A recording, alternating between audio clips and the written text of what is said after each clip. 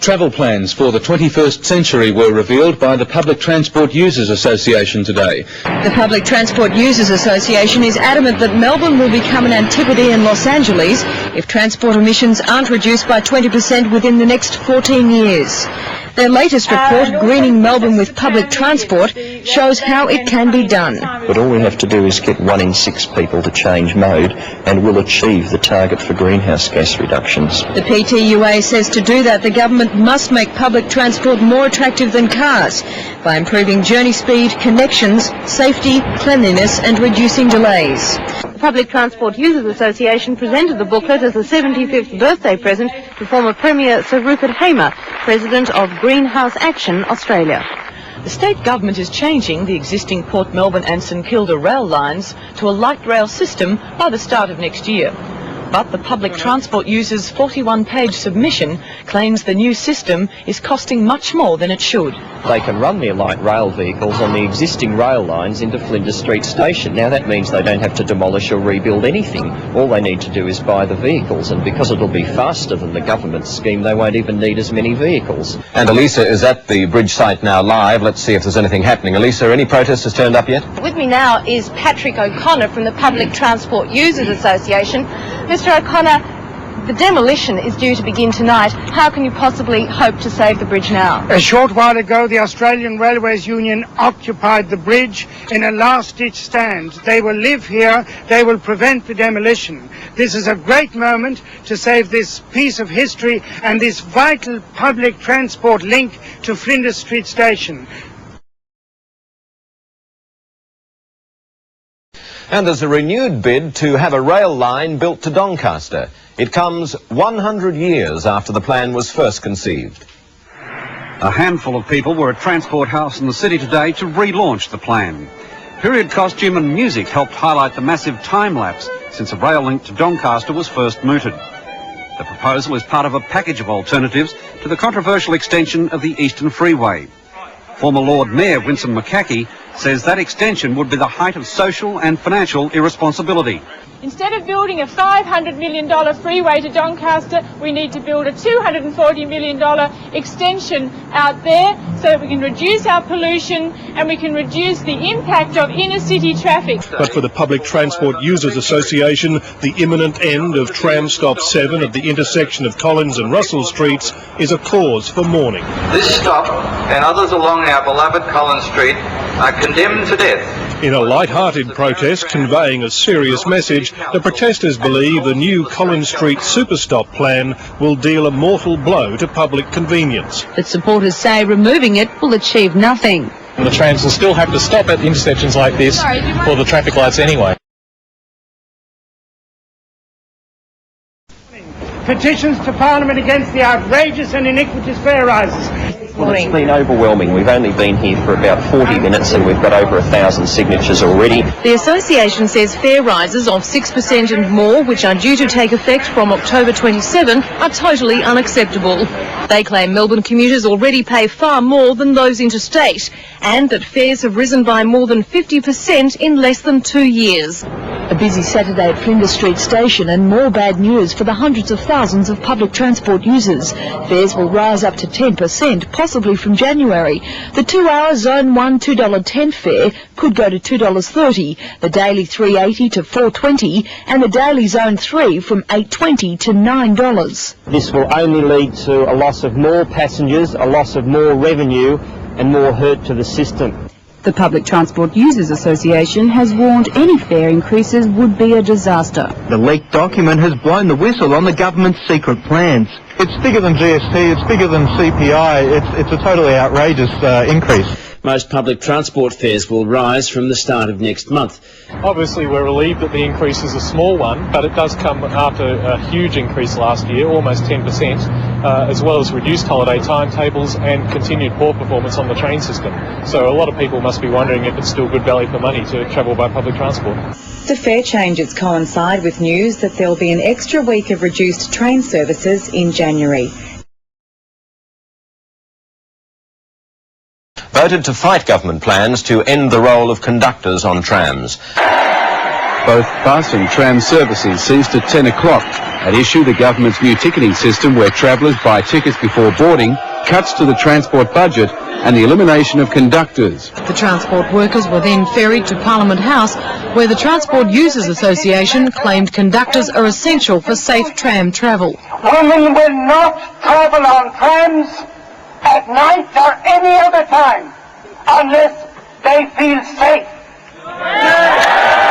The final act was the delivery of 28,000 leaflets signed by tram users, angered by the end of tram conductors.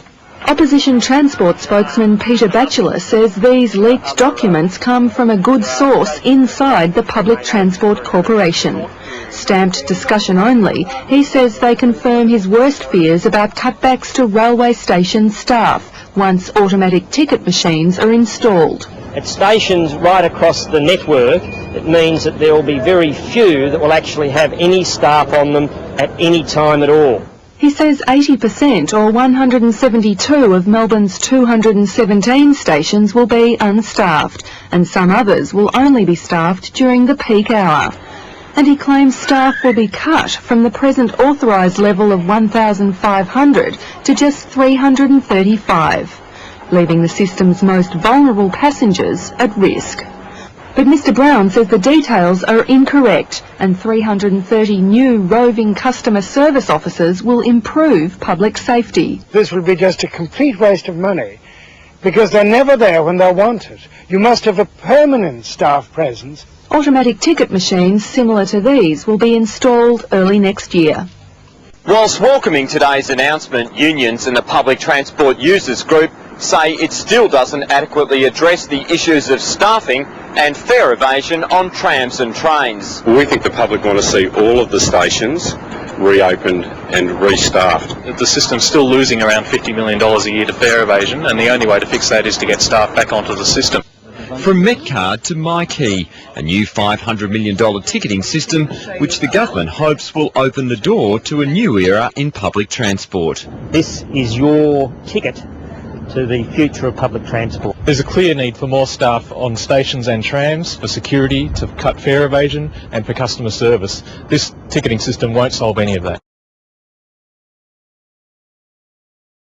Public transport users used the day to attack the government's city freeway project, using the same arguments and even the same logos from their campaign in the 70s. I do believe one of the differences is we're better informed about what the alternatives are this time than we were in that big freeway fight in the 1970s.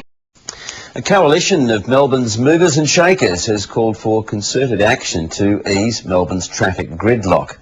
The Committee of Melbourne is proposing new tunnels, bridges and freeway links. Critics like the drive for more buses in outer Melbourne, but say the plan does nothing to improve train and tram services. I think the Committee for Concrete and Bitumen has come up with a plan for the Los Angelisation of Melbourne. There's a lot of roads and freeways in this plan. There's very little for public transport. More roads will mean more space for more cars, and that means pollution, congestion and road rage. It's a myth that extending freeways can somehow solve traffic congestion. What we need is to give people an alternative to driving their cars. With the famous landmark now at capacity, a private firm has designed a 3-kilometre tunnel under the Yarra. But at $2 billion, public transport users say the money could be better spent. For less than half that, you could extend trains into areas like Doncaster, Rowville, South Morang, and you'd have plenty of money left over for upgrading buses across the city and trams, and providing more trains to relieve overcrowding. The Passenger Transport Users Association says federal transport plans will destroy the rail industry and devastate services in country Victoria. Chairman Patrick O'Connor is waging a statewide campaign to urge the government to protect rural passenger and freight services. Patrick O'Connor says rail passenger services to Ballarat, Horsham, Milton, Adelaide and Mildura face closure as a result of plans to restructure the nation's transport industry.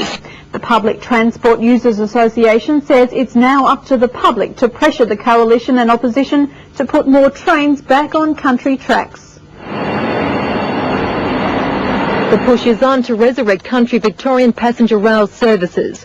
When the Cairn government came to power in 1992, services to a number of country towns were closed. While buses replaced many of those services, the Public Transport Users Association says the public still wants trains. Trains are more comfortable, they're faster, They're easier with kids. Kids can move around. There are toilets you can actually use. The association says the coalition and opposition have neglected the train debate and state election policies. The project resembles a financial train wreck, ballooning from an $80 million promise in 1999 to $750 million of taxpayers' funds. People in the regions are starting to wonder if this is ever going to happen, and they're also starting to wonder whether for this amount of money they might be able to do better. But what I want to know is, why is it that you didn't even consult the general manager of the Met at the time about this ticket system? He said last week before the Equal Opportunity Board he was against scratch tickets because they led to massive fare evasion, and that he wasn't consulted about this system at all. I can understand you not consulting us, but you didn't even consult him. He didn't say that at all. The Westgate and Monash freeways will gain extra lanes in a desperate bid to ease Melbourne's traffic woes.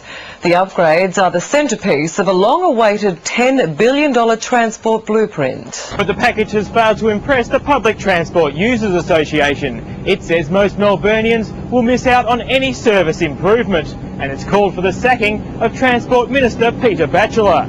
2/3 of Melbourne has missed out. This was the government's one big shot at fixing this problem. This government has been in power 7 years, and it's time now to look for a new transport minister.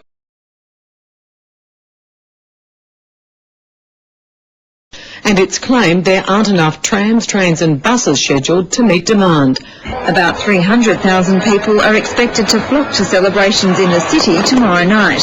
Public transport advocates say trams and trains just won't cope. The state government is only putting on extra services after the fireworks that will cater for about 60,000 of those. The association says 24-hour services would be appropriate. The state government says that option is too expensive.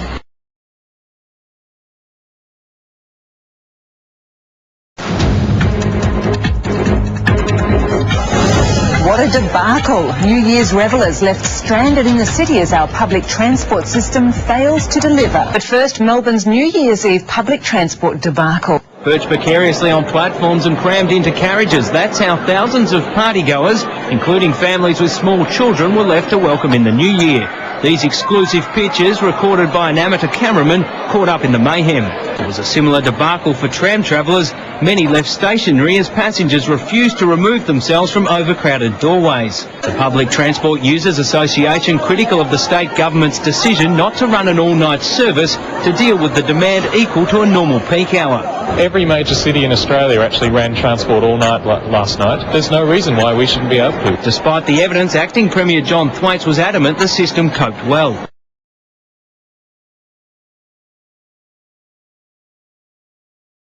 In the face of mounting criticism, the state government is continuing to defend the public transport crush for New Year revellers. Lord Mayor John So demanding the government fix the problem next year. The state government has refused to guarantee 24-hour transport for New Year's Eve revellers, despite yesterday's debacle which left thousands stranded. The government is under continuing pressure to offer more public transport on New Year's Eve.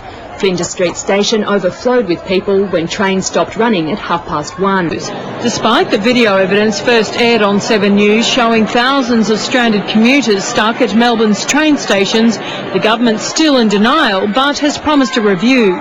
We believe it was a very good night. It was a great night. People had a good time. What about just saying it was a fiasco, it was a mistake, and they will fix it in time for next year? Organisers say advice was ignored. You didn't need a crystal ball to see this coming. 300,000 people cannot fit into transport provided to 60,000. Under the agreement, the companies will have to provide an extra 100 staff for Melbourne's trains and an additional 50 for trams during peak hours and at night. There will also be increased security patrols and all-night train services on New Year's Eve, with tram services to run until 2 a.m. On the upside, the government has increased public transport services. Trains will run right through the night and trams will continue until 2 a.m. Last year they might have got 2 out of 10. This year I think we'd give them 8 out of 10. Nick Etchells, 7 News.